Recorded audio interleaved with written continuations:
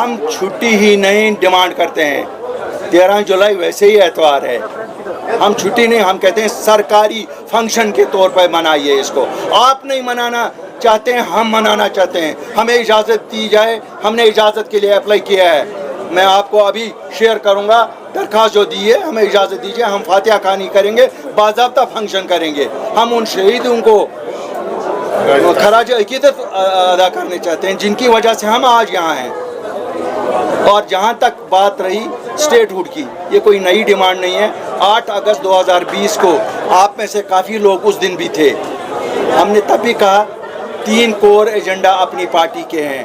1 زمینوں کا تحفظ, نمبر 2 نوکریوں کا تحفظ, نمبر 3 اسٹیٹ ہوڈ, نمبر 4 تھا اس وقت اکنامک ایکٹیویٹی جو ختم ہوئی تھی, ڈیموگرافک چینجز نہ ہو, چینج کو روکنا, اور جو یہ تھا جیلوں میں اس وقت لوگ تھے وہ سب ختم ہو جائے. صاحب جابس نہیں ہے, پکڑ دھکڑ جاری ہے, پانی نہیں ہے, بجلی نہیں ہے, اس کے ساتھ الطاف صاحب MLA عوام سے معافی مانگ رہے ہیں کہ ہم کام نہیں کر پا رہے, ایل جی صاحب انٹرفیئر کر رہے ہیں. کہیں آپ کو لگتا ہے آئین جموں کشمیر میں یا آئین ہند میں الیکشن جیتنے کے بعد معافی متبادل ہے کام کا؟ معافی متبادل ہے کام کا؟ مجھے تو شرم آتی ہے یہ کہتے ہوئے. کیا میں بھی کبھی MLA تھا؟ عوام سے ووٹ مانگیں گے اور پھر جواب معافی دیں گے کہ ہم ان کے کام کریں گے. یہ کہ ہم کسی ناٹک کمپنی میں کام کر رہے ہیں؟ ہم عوام کے دربار میں گئے تھے, عوام سے ہم نے مینڈیٹ لیا, عوام نے ان کو مینڈیٹ دیا, تبھی تو ہم سب نے تسلیم کیا. صاحب آپ نے بولا اگر سرکار کام نہیں کرے گی تو ہم ان کا گھیراؤ کریں گے. میں نے 2 مہینے کا ٹائم دیا کہ جو یہ وکٹمائزیشن ہو رہی ہے, جو دوسری جماعتوں کو جنہوں نے ووٹ دیا ہے, کیوں 24% ووٹ ٹوٹل اس جماعت کو ملے جو حکومت میں ہے, 76% ووٹ ان کے خلاف ہوا. اور یہ بیک ڈور سے پنچایتوں پہ قبضہ کر کے, میونسپلٹیوں کا الیکشن نہ کر کے قبضہ جما رہے ہیں 100% ووٹ پہ. وہ کیسے ہوگا؟ یہ شہری سری نگر میں ایک گلی بنا کے 8 گلیوں کو چھوڑ رہے ہیں. ہم نے کہا اگر یہ جو امتیازی طور پہ ٹرانسفر ہو رہی ہیں, ڈیولپمنٹل ورکس میں امتیازی طور پہ کام کیا جا رہا ہے, اگر یہ بند نہیں ہوا ہم احتجاج پہلے گھیراؤ سے شروع کریں گے لوگ, اس کے بعد دوسرا پروگرام دے دیں گے. امت شاہ صاحب نے خود بولا جب وہ یہاں آئے کہ میں جموں کشمیر کے لوگوں سے, نوجوانوں سے, بزرگوں سے بات کروں گا. ہم اس کو انہی کا وعدہ یاد دلاتے ہیں. اب تو سب ہم ہندوستان ہی ہندوستان کہتے ہیں, ہمیں سے تو کوئی پاکستان نہیں کہتا ہے. اب تو پاکستان کہنے والے بھی ہندوستان کہتے ہیں. تو بات کرو نا, یہ تو سب آپ کے لوگ ہیں, اپنے لوگ ہیں, ہندوستانی ہیں. تو بات کرنے میں کیا ہے؟ اگر آپ لداخ کے لوگوں سے بات کر سکتے ہو, اگر آپ میزورم میں بات کر سکتے ہو, اگر آپ نارتھ ایسٹ میں بات کر سکتے ہو, تو جموں کشمیر جس کی ایک تواریخ ہے اس کے ان کے ساتھ کیوں نہیں؟ آپ نے بھی بولا پنچایت الیکشن ہونے چاہیے. بالکل ہونے چاہیے, میونسپل الیکشن ہونے چاہیے. یہ میری بہنیں آپ دیکھتے نہیں ہیں, کہہ رہی ہیں رات چھاپے پڑے. کس چیز کے چھاپے پڑ رہے ہیں؟ کس چیز کے یہاں یہ کس چیز کے چھاپے پڑ رہے ہیں؟ یہاں کون ہے؟ یہاں ہم سب ہندوستانی ہیں. یہاں کن کو ڈھونڈنے کے لیے چھاپے پڑ رہے ہیں؟ انسانوں کو کافی تنگ کیا جاتا ہے. میں تو مانتا ہوں, میری تقریر کی بیس ہی تو یہی ہے. ہم کیوں 6 مہینے کے بعد نکلے؟ ہم اگر آپ دیکھ رہے ہیں ہر ضلع میں جا کے یہی تو کہتے ہیں کہ لوگوں کے ساتھ جو برتاؤ ہو رہا ہے یہ برداشت نہیں ہوگا. ہمارے ساتھ جو ہوگا ہمیں کوئی پرواہ نہیں ہے اس کی, لیکن لوگوں کے ساتھ جو برتاؤ ہو رہا ہے, نوجوانوں کی پکڑ دکڑ ہے. آپ کو نہیں لگتا یہاں شہری سری نگر میں ایک کمرے میں 3 خاندان رہتے ہیں, دادا جی بھی رہتے ہیں, پتا جی بھی رہتے ہیں, بچے بھی رہتے ہیں, تینوں کے بچے, اور ایک بچے کی شادی ہوئی ہے, 3 ان کے بچے پالتا ہے. کب تک؟ کوئی پلان ہی نہیں.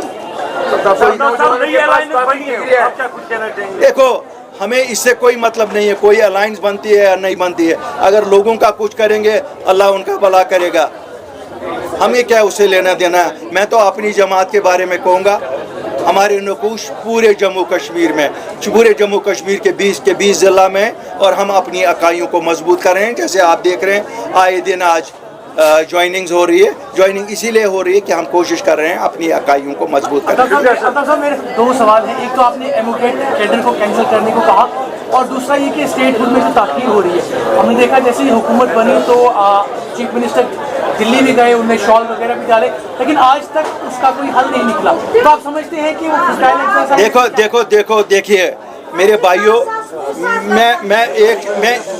میں ایک چیز آپ کو بتاؤں, میں کسی چیز کو فیوٹائل ایکسرسائز نہیں مانتا ہوں.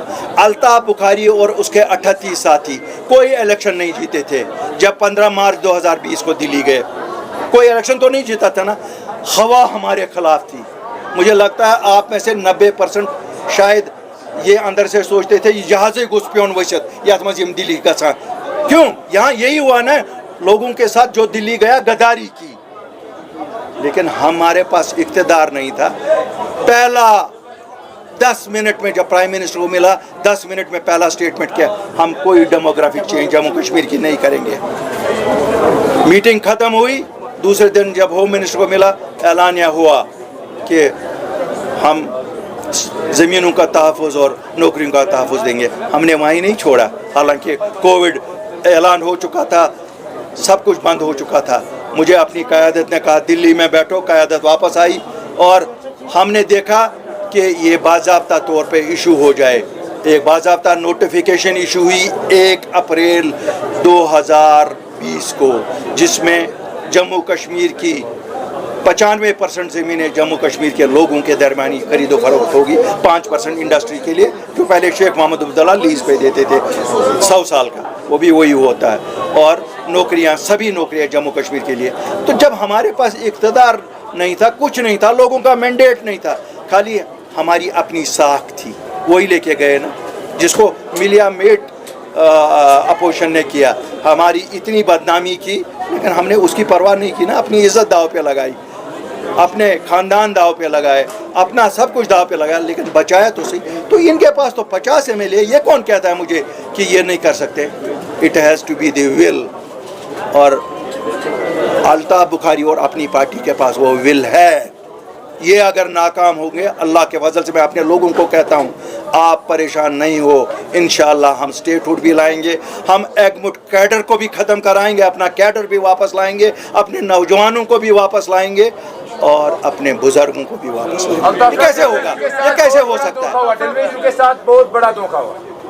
بھیا انہوں نے کس کے ساتھ وفا کی؟ انہوں نے کس کے ساتھ وفا کی؟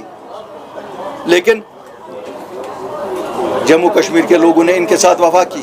میں تو یہ کہتا ہوں, جموں والوں نے بھاجپا کو وہ مینڈیٹ دیا تھا, 29 سیٹیں دی. بھاجپا نے ان کے ساتھ بے وفائی کی, نیشنل کانفرنس نے جموں کشمیر کے لوگوں اور پونچھ راجوری والوں کے ساتھ بے وفائی کی. مل کے دونوں پارٹیوں نے جموں کشمیر کے سبھی لوگوں کے ساتھ بے وفائی کی.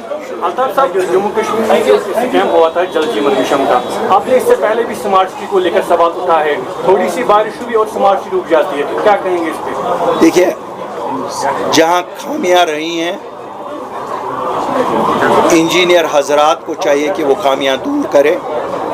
ایک اچھی کوشش ہوئی تھی, میں نہیں کہوں گا, ایک اچھی کوشش تھی, اسکیم تھی. اب وہاں ہاؤس کمیٹی بنی ہے, اگر کہیں خامی ہے, خامیوں کو دور کیا جائے. پانی ہر گھر نل, پرائم منسٹر صاحب ہر گھر نل.